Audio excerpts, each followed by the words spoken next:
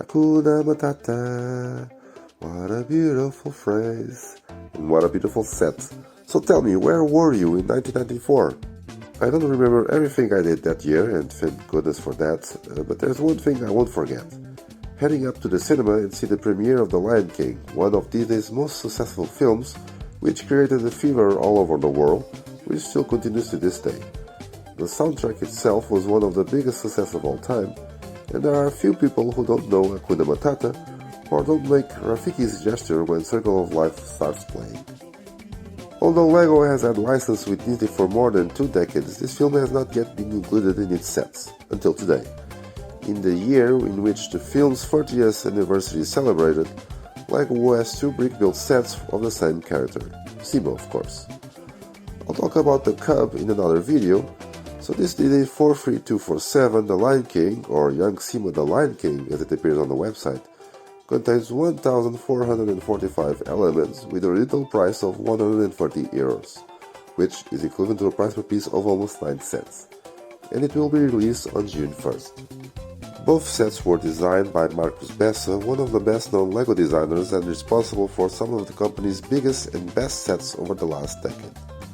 And whoever enjoyed building 43249 Stitch will definitely love the building experience this set has.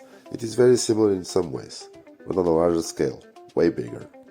There are 15 bags contained in one of the new boxes, which appears to be used in the larger sets.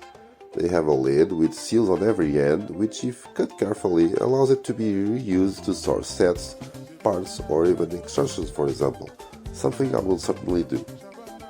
As for the model, it uses a lot of studs not on top, and we start by making a tall central structure which will serve as a body, covering it with bright orange fur, let's say it, while building the several sections and areas that will fit in here.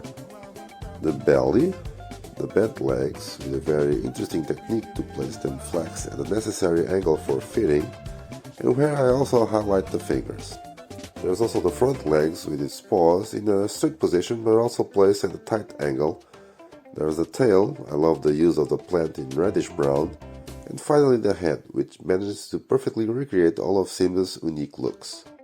I highlight the eyes with 2 new decorated round elements, the ears with a darker curvature without the use of stickers, the whiskers, the mouth and the fur next to it, and even the pointed hair, a detail of the character when he was younger.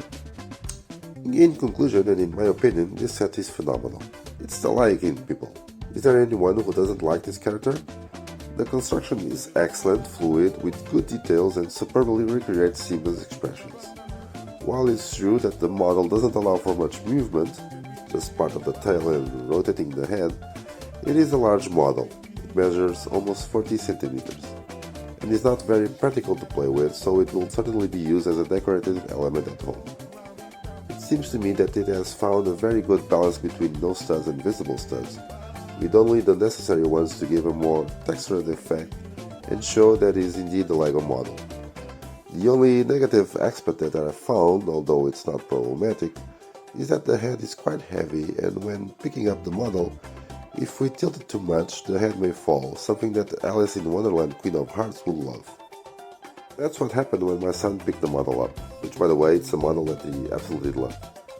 After Mickey, Minnie and Stitch, LEGO may have found something here that could be as successful as the Modelers or Winter Village, if they start releasing 1 or 2 of these per year. So, are there any Disney and Simba fans here? What is your opinion on this set? Thank you LEGO and the Land for sending this set for a review. Opinions on it are my own. And don't forget to like, share and subscribe to the channel so you won't miss any content. I'll be uploading more reviews in the upcoming days with more feline novelties. And most importantly, play well.